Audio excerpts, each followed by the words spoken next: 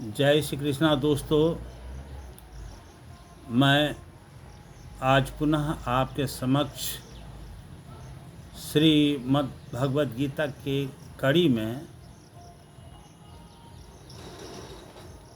अध्याय 2 का श्लोक संख्या 16 से 20 तक पठन करने जा रहा हूँ। जैसा कि आप जानते हैं कि अध्याय 2 सांख्य योग है। सांख्य योग, इसमें भगवान ने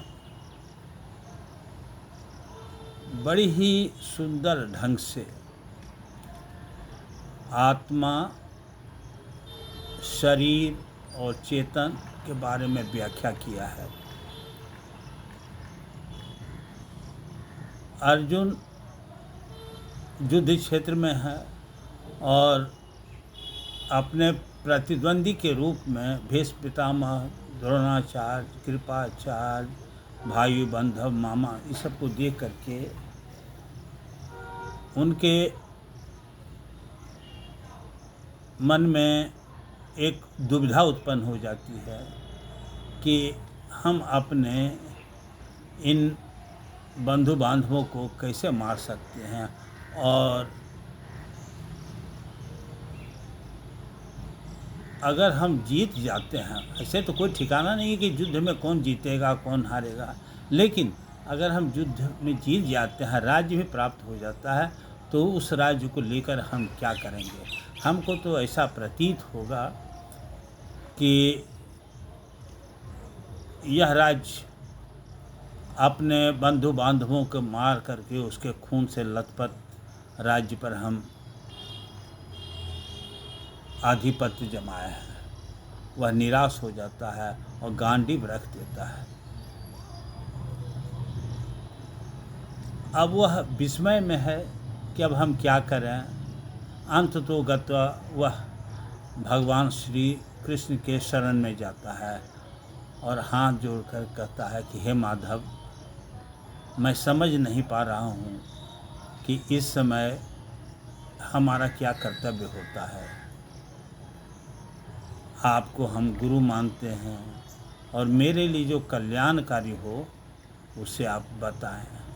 भगवान श्री कृष्ण एक अच्छे गुरु के रूप में अर्जुन को शिक्षा देते हैं और बताते हैं कि जिस स्थूल शरीर के लिए तुम मोह कर रहे हो, शोक कर रहे हो, यह अज्ञानी लोगों का काम है।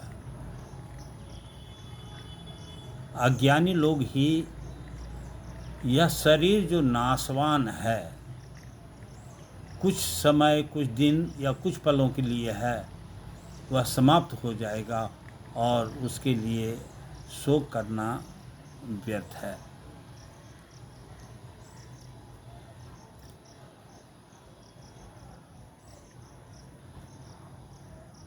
श्लोक 16 में कहते हैं, नासतो विद्यते भावो न भावो विद्यते सतः उभयोरपि दृष्टो सत्वन्यो अस्तत्वदर्शिभी। तत्वदर्शियों ने माना है कि भौतिक शरीर विनिष्टकारी है, यानी कि इसका विनाश होना अवश्यंभावी है। या कुछ समय के लिए है, कुछ पल के लिए है, या कुछ वर्ष या कुछ दिनों के लिए है, लेकिन इसके अंदर जो आत्मा है वह अविनाशी है। इसे कोई नहीं मार सकता है। यह इतना सूक्ष्म है, मारना तो दूर, इसे कोई देख भी नहीं सकता है। अगर शरीर से यह निकल भी जाता है तो पुनः दूसरे शरीर में प्रवेश कर जाता है। यह अजन्मा है, ये न तो जन्म लेता है और न मरता है, लेकिन शरीर जन्म लेता है और मरता है। जो जन्म लेगा वो मरेगा ही, लेकिन जो जन्म लेगा ही नहीं वो मरेगा कैसे।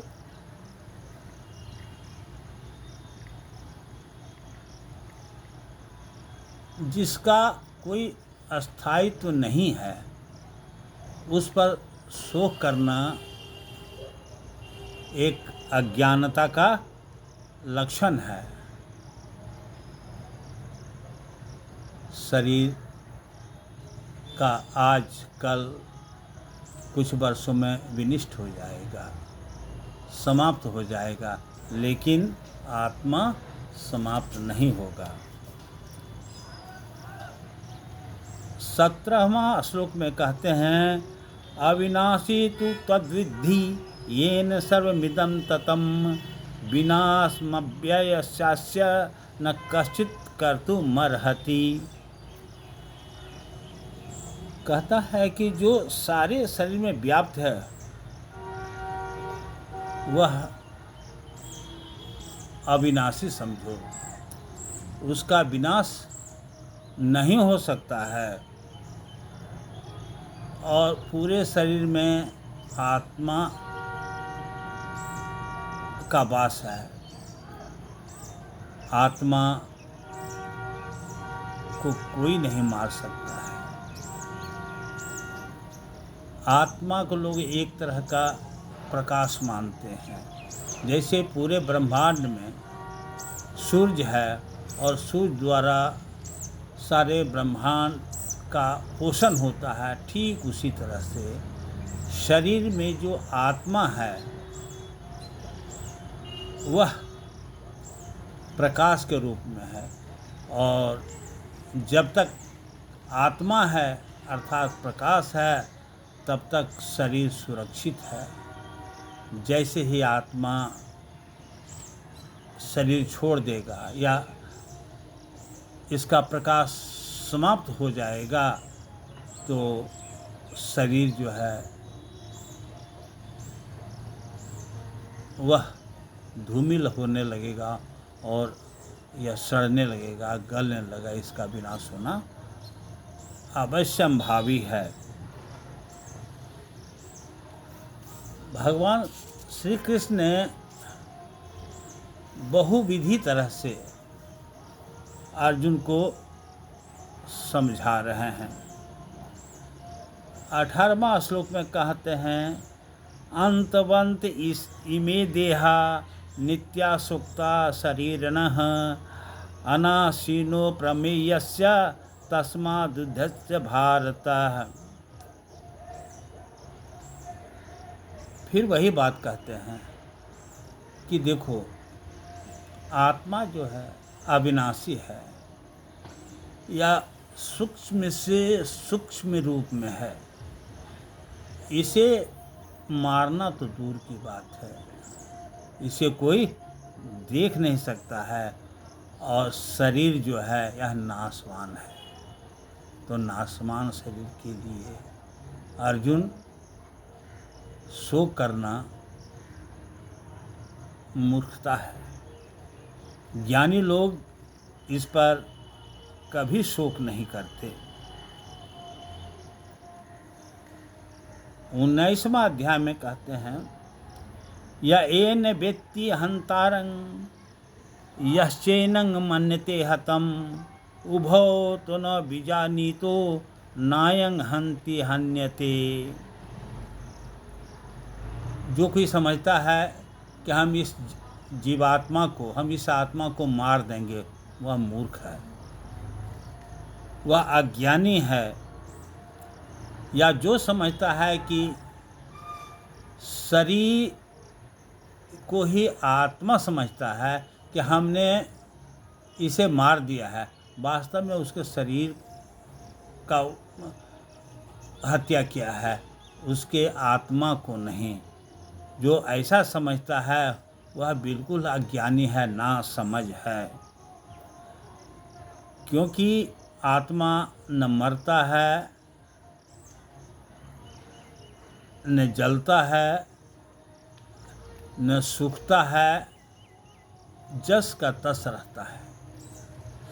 आत्मा में किसी प्रकार की कोई वृद्धि नहीं होती है, लेकिन शरीर में वृद्धि होती है। जब शिशु माँ के गर्भ में होता है, वह बहुत बहुत छोटा होता है, लेकिन जब गर्भ से बाहर निकलता है तो स्नेह स्नेह वह बढ़ता जाता है, किशोरावस्था होता है, बाल्यावस्था होता है, यौवनावस्था होता है और फिर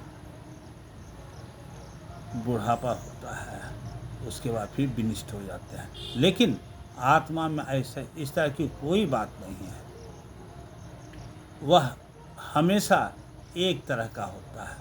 वही कृष्ण समझा रहे हैं कि देखो, तुम जो समझते हो कि यह स्थूल शरीर के नष्ट होने के उपरांत मर जाता आदमी, ऐसा नहीं है। कभी भी किसी काल में ऐसा नहीं हुआ कि तुम नहीं थे, हम नहीं थे और ये सारे योद्धा लोग नहीं थे और नहीं रहेंगे। रहे हैं, पहले भी थे, अभी हैं और आगे भी रहेंगे, क्योंकि इनके शरीर में जो आत्मा है वह अविनाशी है, कोई नहीं मार सकता है, अनंत काल तक होता, माने कि इसी तरह से जाते रहेंगे, आते रहेंगे, जाते रहेंगे। 20वां श्लोक में कहते हैं, न जायते मृते वा कदाचि न्यायं भूत्वा भविता वा न भूयः अजो नित्यः शाश्वतो युं पुराणो न हन्यते हन्यमाने शरीरं। यह आत्मा का आज तक कभी जन्म हुआ ही नहीं है। आज जिसका जन्म नहीं होगा वो मरेगा ही नहीं। जन्म तो शरीर लेता है और उस शरीर में पुनः आत्मा प्रवेश करता है। इसलिए शरीर जन्म लेता है और जो जन्म लेता है उसका विनाश होता है, लेकिन जो जन्म ही नहीं लेता है उसका विनाश होने का कोई प्रश्न नहीं उठता है। इसलिए हे अर्जुन, तुम इस स्थूल शरीर के बारे में, इसके विनाश होने के बारे में जो तुम सोच रहे हो, जिसके कारण तुम शोकाकुल हो, इसके मन से त्याग दो। इस प्रकार अर्जुन को समझाने का कोशिश कर रहे हैं भगवान श्री कृष्ण ने। अगले के श्लोक में हम देखेंगे और इसको और अच्छी तरह से बारीकी से अर्जुन को समझाने का कोशिश करते हैं। लेकिन अर्जुन इतना न मोहग्रसित है कि इतना पर भी उसका मोह भंग नहीं होता है। पुनः भगवान श्री कृष्ण कई प्रकार से उपमा दे करके, एग्जाम्पल दे करके अर्जुन को समझाने का प्रयास करेंगे और इसके पश्चात अंत में वो अपना विराट रूप दिखाएंगे। तब अर्जुन का मोह भंग होता है और गांडीव लेकर युद्ध करने के लिए तत्पर होता है। दोस्तों, अगले के कड़ी में 21वां अध्याय से 21वां श्लोक से लेकर के 25वां श्लोक तक, यानी 5 श्लोक आपको सुनाऊंगा। आशा है आप इसे ज़रूर ही श्रवण करेंगे और अपने बच्चे लोगों को भी सुनाने का प्रयास करेंगे। अध्यात्म एक